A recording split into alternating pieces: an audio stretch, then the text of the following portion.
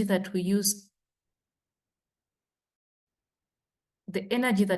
in transportation, and the energy that is used in industrial processes, in manufacturing and all that. So generally, energy is the biggest cause of greenhouse gases that are in the atmosphere.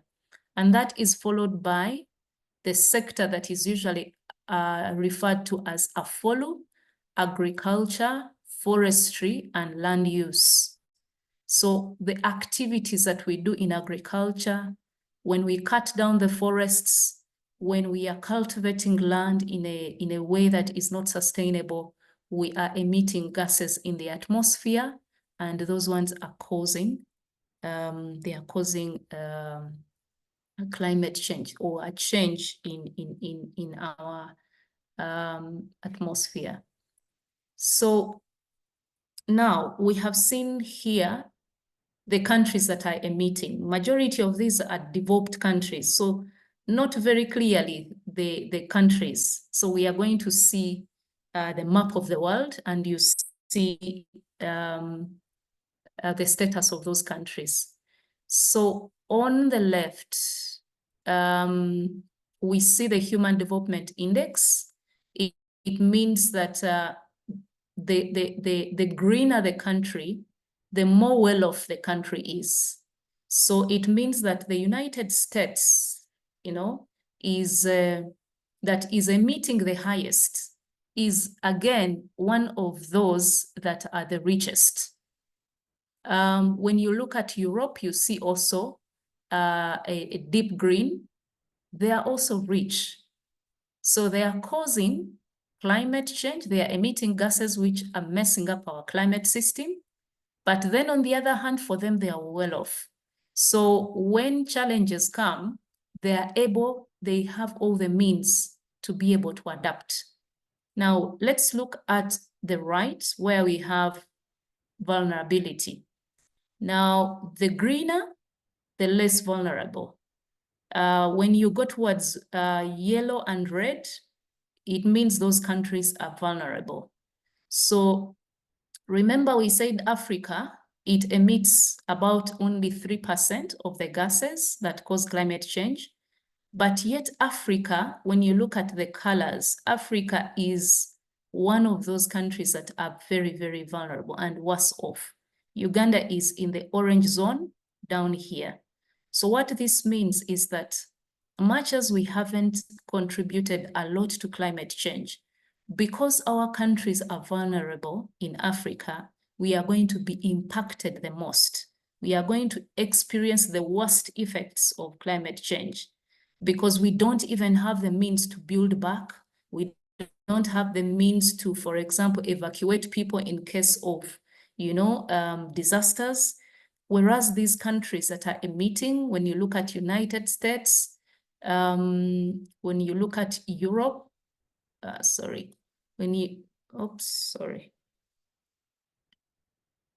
So when you look at Europe, Europe is up here. It's not, you see that for them, they are actually green. So Australia down here is also green. So the injustice in these issues of climate change is that those ones that are, if I may go back, these ones that are EU, USA, China, those ones that are causing the highest levels of emissions are not the ones that are suffering most. The ones that are suffering most are the ones that have caused the least, that contributed the least to climate change. So I want to pause here and see and hear if there are any questions up to this point before I proceed. Are there any questions? You just unmute and speak. I've just seen a question in the chat room. Yes. Please, I can't see if you can read it for me. They're asking, what are the facts about clean water, clean air, and climate change? And what are the causes and the consequences? What are the links between clean air?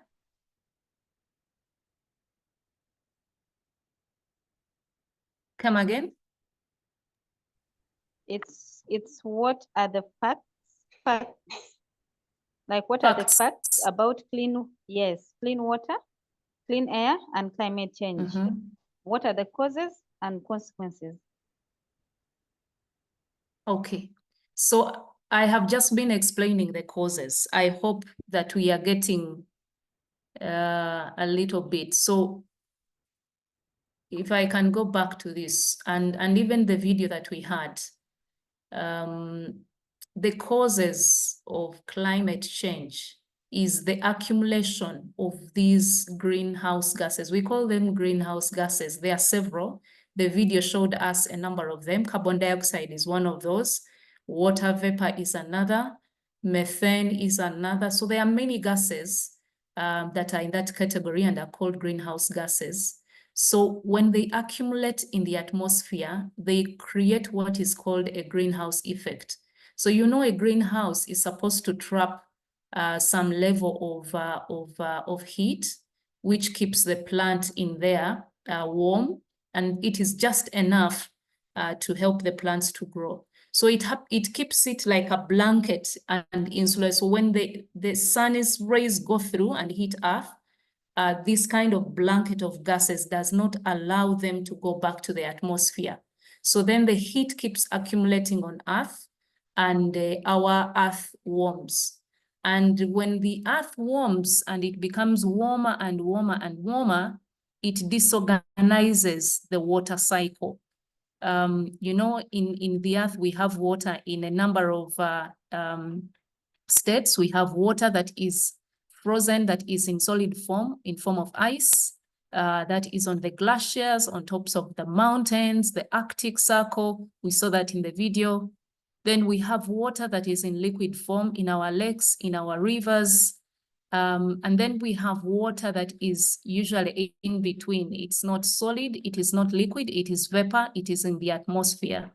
So that water vapor is usually what can precipitate into rain, or it rains, it remains as vapor. So when our Earth heats and it becomes hotter, you know that when you heat ice, for example, it melts. So it means that the glaciers and all the water that has been kept for many years as ice, it begins melting, and that water that melts ends up in the seas. In the video, it showed that it causes the rising of sea levels. Those of you that remember during COVID-19 in 2020, Lake Victoria burst its banks, and it overflew into people's homes, into hotels, into a number of places. So we had a lot of flooding as a result of the lake and the River Nile swelling. So that is a result of what happens when our atmosphere warms. So that is about the causes of climate change. We'll go into the impacts and the aspects of water. So if I may continue, I will probably not go so much into this, but I just quickly to mention that when we are looking at climate change, we are looking mainly at temperature and precipitation. Precipitation is water. So globally, our temperature has increased by 1.2 degrees Celsius. And remember, I said when we are talking about the increase in temperature, we are comparing it to what it was before we started getting industries. So when you compare to what it was then and what it is now, by 2023, our temperature had increased by 1.2 degrees Celsius. Now you will say that that is a very small increment in temperature, but the scientists globally have determined that if our temperature increases by 1.5 degrees Celsius, there are going to be island states that are going to be totally submerged underwater. So those island states that are surrounded by water, they will disappear completely. And then if our temperature increases by 2 degrees Celsius overall, it means that there are going to be there are going to be processes on Earth that will never go back to what they were. And up to now, it is difficult to know exactly what will happen then, because but predictions are showing that there will be crops that will disappear completely. There are going to be diseases that are going to come that probably we never saw before. So the scientists have determined that we must try and do everything that we can to see that the increase in temperature does not reach 1.5. And if we can't keep it at 1.5, at least it should never, ever go beyond 2 degrees Celsius. So if our temperature increases at 1.2, it means that we are very, very close that that target of 1.5. And it means that we must do everything that is possible. All of us have to do something to make sure that that temperature doesn't go beyond. So I just wanted, that's what I wanted to mention on this slide, and then go on to showing the impacts. So when our globe warms, we start to see extreme weather events that were not there before. So you begin to see that rain that should have come probably in a period of a week, it hits the earth in a matter of hours. So when you get rain of 1 week in just a matter of hours, you can imagine what happens. It's too much water that the ground cannot store all of it. And many of our lakes and rivers and wetlands are degraded, so meaning that they can also not store all of it. So it ends up in our homes, it ends up in our roads, it ends up where we stay. So we have seen lots of floods, and not just in Uganda, but also across the world. Landslides, obviously, as water hits the ground in torrents, then land begins to move. Especially in mountain areas and highlands. In Uganda, you have heard about this in Kasese, in the Mount Elgon areas, where there have been landslides, massive landslides that have covered people's homes and even killed people. Of late, we have started to see hailstorms, where instead of getting rain in liquid form, we get rain in solid form. And when obviously it comes, it hits crops and it destroys gardens. There are homes where the roofs have been perforated with holes because of hailstorms. We are beginning to see an increment in lightning, which in some cases has hit people and killed them. The video also talked about prolonged droughts. Usually in Uganda, we have 2 seasons, rainy seasons, and in between those 2 rainy seasons, we usually have a dry period, months where we don't have rain. So that is normal. So usually between May and August, those are dry months. And then January, February, and part of March, usually those are dry months in several parts of the country. But when the period of drought, it goes beyond the number of months that we were used to. For example, it goes from 2.5 months and it goes into 4 months, that becomes prolonged drought. So the photo that you see on the left, that is somebody's hut, somebody's house, and it water entered, and that is the flow. So in some parts of the country where people stay in huts, then water enters and that becomes your flow. Obviously, they can't stay in a house like that. So that is an effect of flooding. So I'll show a number of photos of what is happening across the country, and then we can go into how this is affecting human beings.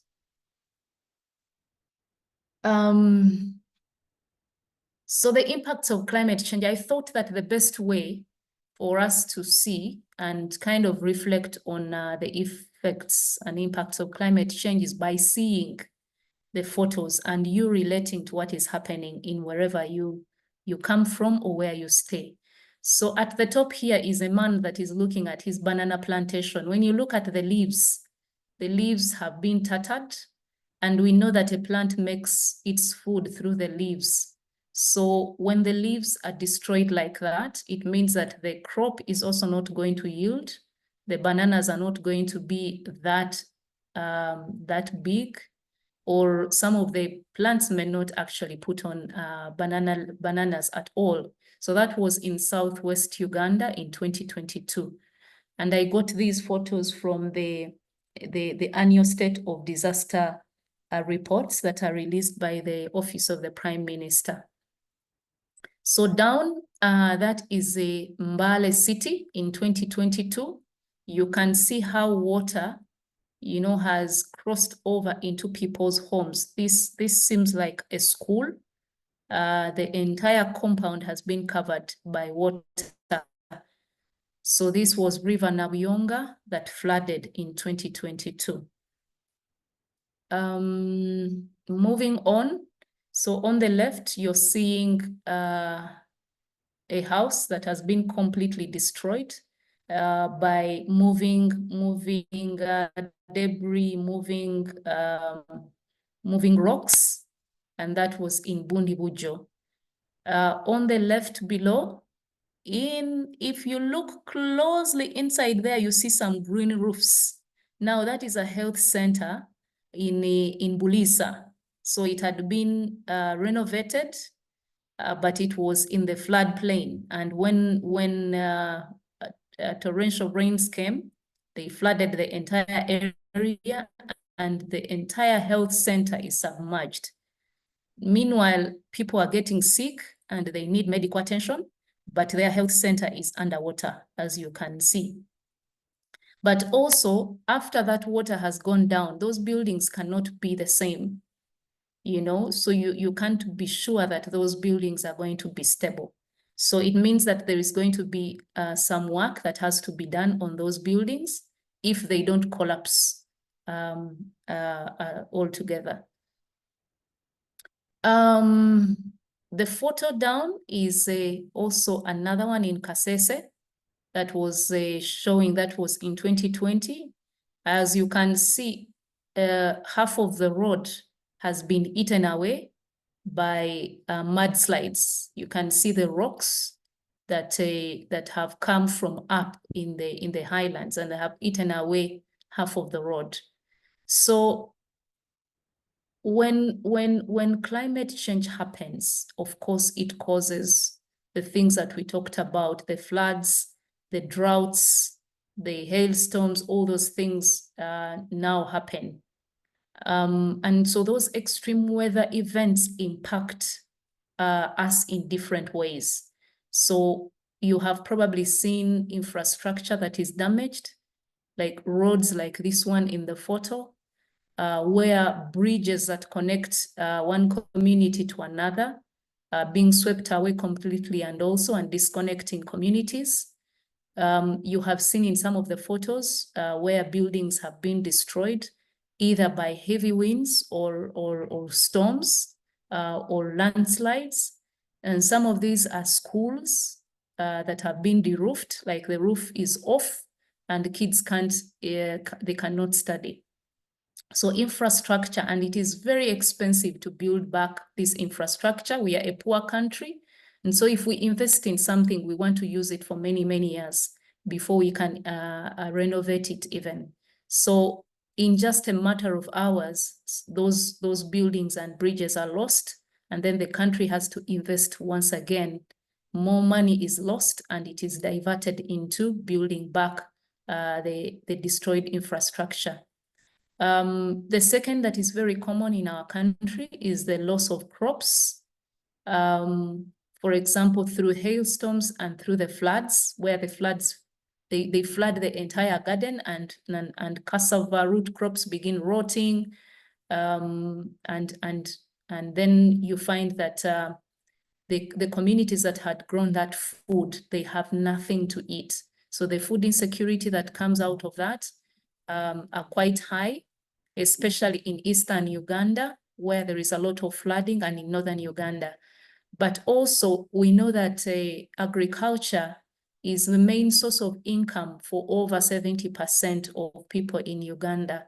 So many people depend on agriculture, not just for food, but also for income. So they get the money to pay school fees, to build houses, to go for medical bills. So if the crops are destroyed, it means that the income that would have come from sale of those crops is also going to be lost. We have also seen loss of lives. For example, the state of disaster report of 2023, 2021, 2022, it indicated that in those two years, over 7,000 people died as a result of disasters, and 55% of those were women. So there is loss of lives. People die, either they are swept away by water, or they are covered by landslides, or lightning, actually.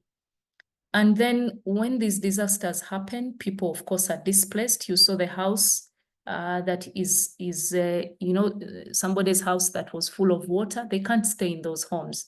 And sometimes it is entire villages that are affected. And so people have to move from their homes, and they're taken to camps where they can stay for some period of time as the extreme weather events they go down. And some of these people have had to be permanently relocated, like from Mountain Elgon. People have been permanently relocated in other places. So they leave their gardens, they leave their burial places, they leave their ancestral places, and they have to go into other places, strange places. They get mixed up. Their neighbors are no longer the same. So they have to start life all over again because of the impacts of climate change. And then the spread of waterborne diseases. So of course, as water floods and fills places where it is not supposed to be, it carries all sorts of things. It is flooding through toilets, through pit latrines, through sewage systems, and it is going into people's homes carrying all this stuff. So the result is waterborne diseases. Some of you may remember the spread of cholera in Kampala when a lot of flooding happened at one point and in several parts of the country. Dysentery is one of those other diseases that we become susceptible to when flooding actually happens.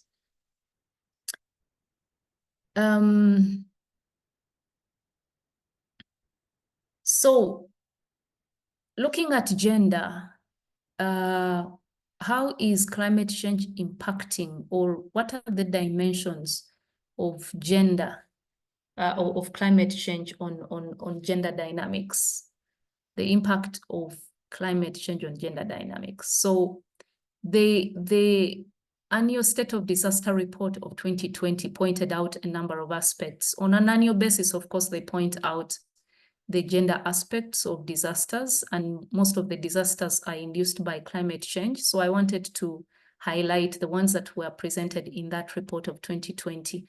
So the girls pointed out these impacts on them as a result of different disasters. So the girls would find it difficult crossing rivers and streams to go to gardens. So some homes are across rivers, and as the rivers flood and swell, it becomes dangerous to cross to go. So just imagine that your food is across the river and the river has swollen and you cannot cross. And sometimes even the bridges or the roads in between those rivers, it floods and you cannot be able to go to the garden. They reported increased school dropout, early marriages. This particular report mentioned the fact that when families lose their crops and they can't get anything to sell, they marry off young girls between the ages of 16 and 18.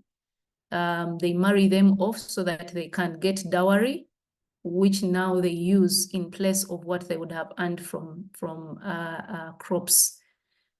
So the early marriages could be as a result of that, their parents marrying them off at an early stage, because of the disasters and loss of income, or it becomes as one way of the girls surviving because at home there is no food. Food was destroyed in a flood, and you know we have to eat every day. And so a girl finds herself a man who can take care of her and says to hell with school. I talked about displacement of people having to move away from their homes because they are dangerous to live in. Maybe a landslide has happened, maybe it has flooded, and so they are taken to a much safer place in a camp-like environment. So in those camp-like environments, the girls are and do not have privacy. As girls are having menstruation, they cannot, have the privacy to, to attend to their hygiene because people are everywhere. And then the girls also mentioned difficulty in collecting firewood, especially during times of flooding, sexual abuse or violence during those times when people are in the camps. And then, of course, poor hygiene. So if your water sources have been flooded with unclean water, it means you can't access good water. You can't access clean water. As a result, your hygiene is impacted. As women and girls, hygiene is very key. Now, on the side of boys, this is what was mentioned, boys still dropping out of school for various reasons. The enhanced child labor in mines. So there are areas where there is gold mining. So instead of them going to school or doing agriculture, then they go into mines.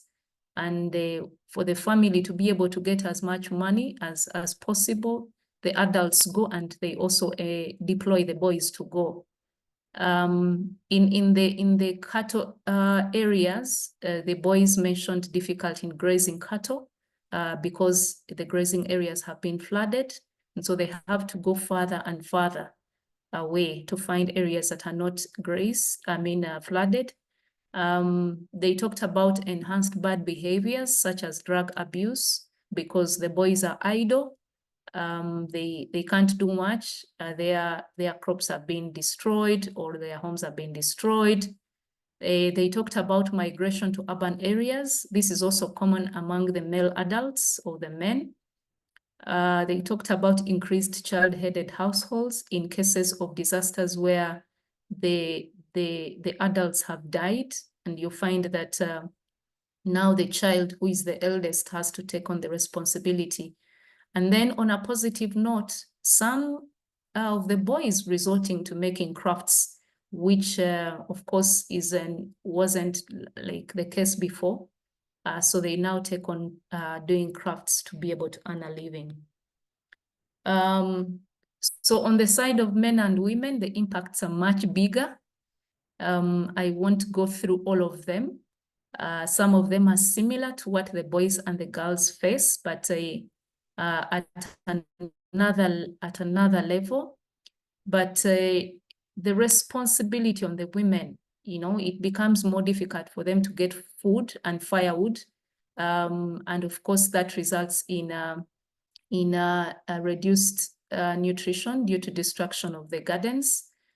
Domestic violence is also very rampant in those cases, that when the men are stressed, their source of income has been destroyed, they don't have money, they are idle. So that results into violence. Any small thing that a woman says can annoy a man, and then they can end up fighting. And so on and so forth. And we also see casual labor in exchange for food, where the gardens have been destroyed. The distance, somebody asked about water. So the distance to accessing safe water becomes longer, because as our water sources get flooded, you now want to go to a place that is not flooded to be able to get water that is safe for consumption. So the distances become longer and longer. And then, of course, the women who have taken loans, they cannot pay because probably they hoped to pay after they have sold crops. And then on the side of men, similar issues. The men migrating to urban areas because, of course, agriculture has failed where they are staying. They are failing to generate an income for their family. They cannot access the markets because the roads are flooded or a bridge has been broken.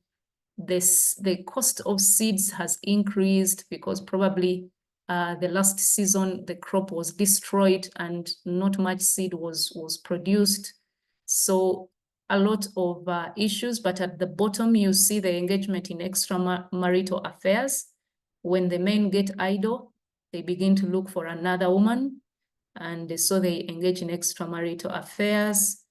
But on a positive note, some men now begin to search for land to establish new homes. And also they try to shift their homes to safer places. So these are some of the impacts of climate change on the different groups of people, and that marks oh, there's more. So that I think I'll stop it here because I think that is what is most important. Over.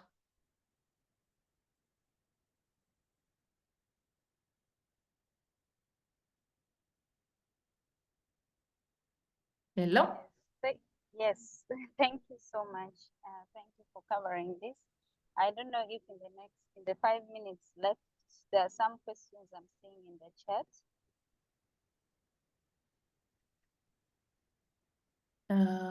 Okay.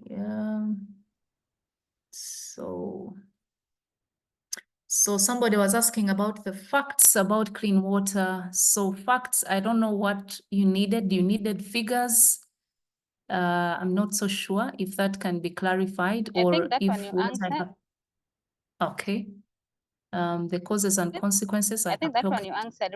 I read it at there is this one from Margaret, and then there is Chebet Charity asking about the natural variations in climate, how okay, they contribute to today's climate change.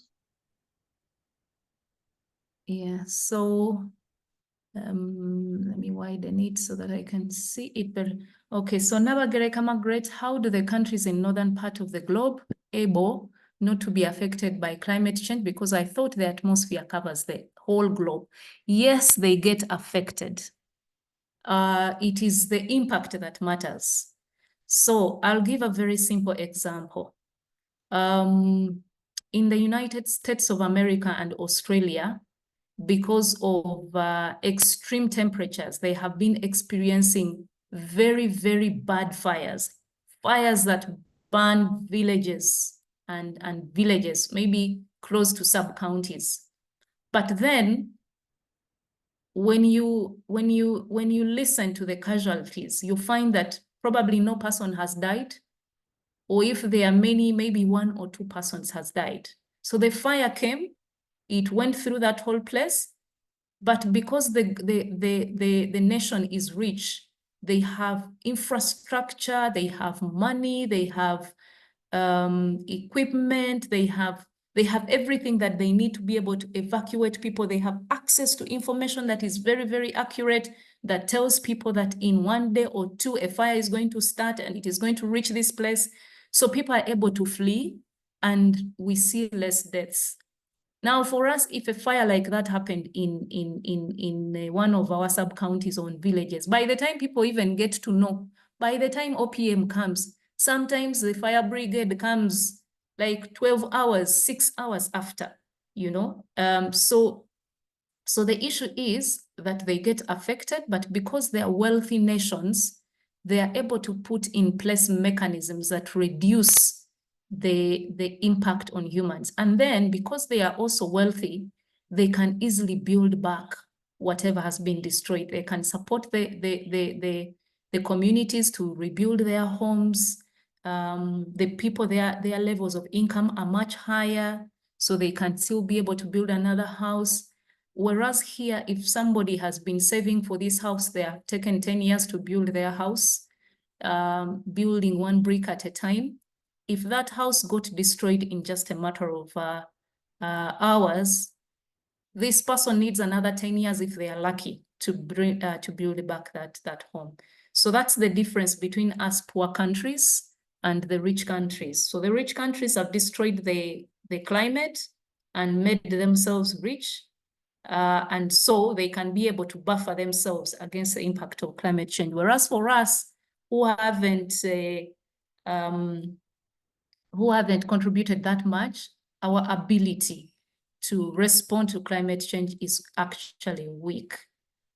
So I hope I have answered that. And then there is a question on natural variations in climate. Do natural variations in climate contribute to today's climate change? Yes. So there are natural variations.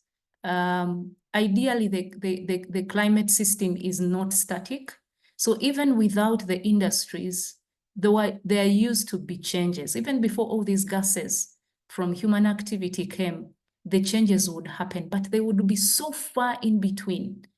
The events like floods and droughts, they were rare, very rare occasions, because maybe in a period of 50 years, you'll get like half a degree of warmth that has happened, and maybe it happens in 1 year and then temperature goes back to normal.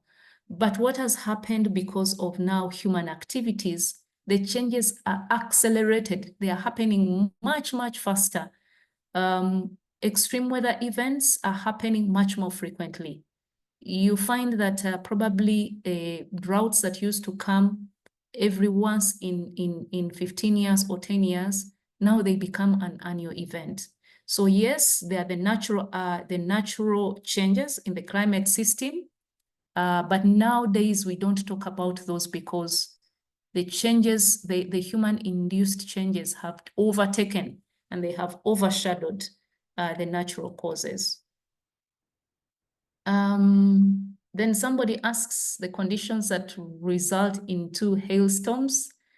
That science is it is very tough. I'm not so sure that I am the best person to explain this, not being a meteorologist. So I may not be able to answer that question. So that might now become homework for you to go online and to do some research on how come we get rain in solid form instead of liquid form. And then somebody asked about the impacts on gender. I just mentioned the impacts on the different people. As you can see, they are different on men, boys, and girls. We experience climate change differently. Is it possible to have the relations to gender with examples and statistics? I didn't prepare statistics, but the statistics are there. I, for example, mentioned the deaths in 2020 because of disaster, where out of the 7,000 people died, 55%, more than half were women. So the statistics are there. They are getting better every day with the country, but in this particular presentation, I didn't prepare them. And I can see that our time is fast spent. And then lastly, was this the last one? Let me see, I think it was the last one.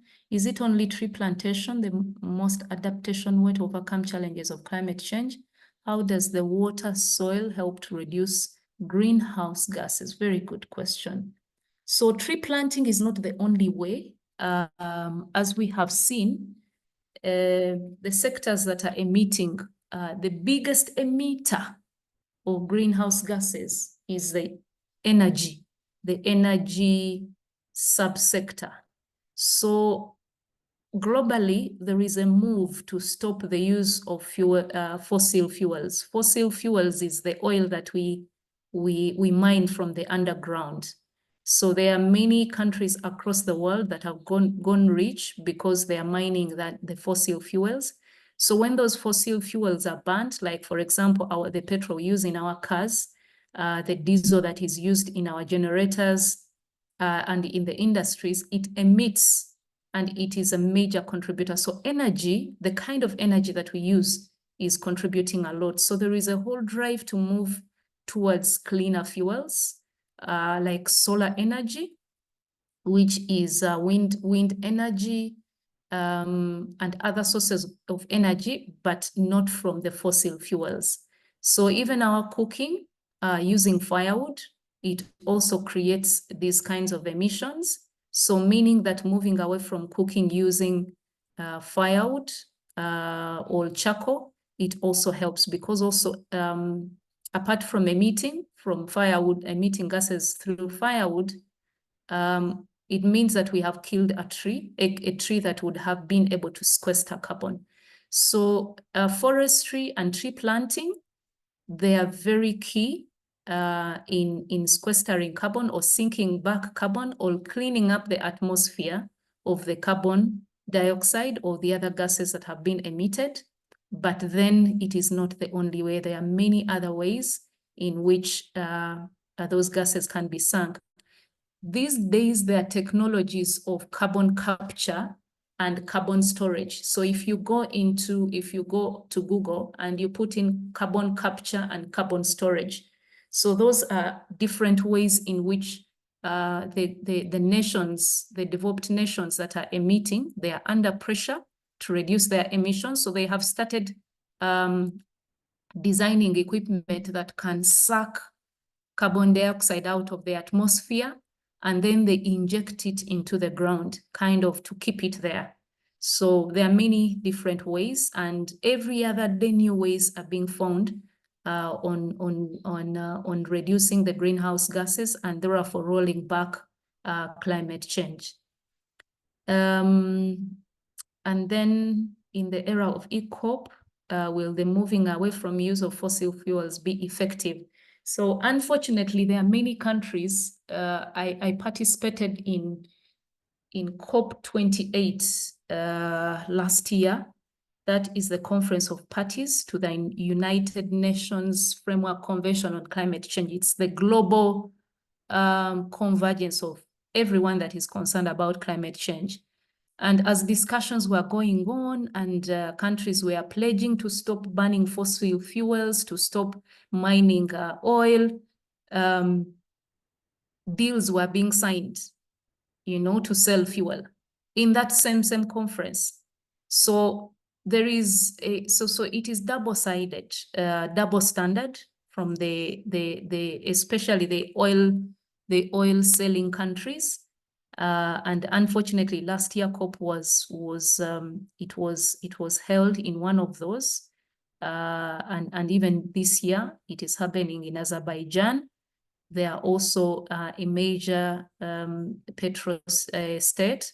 So Uganda has chosen to take a low carbon pathway, meaning that we are not looking at eliminating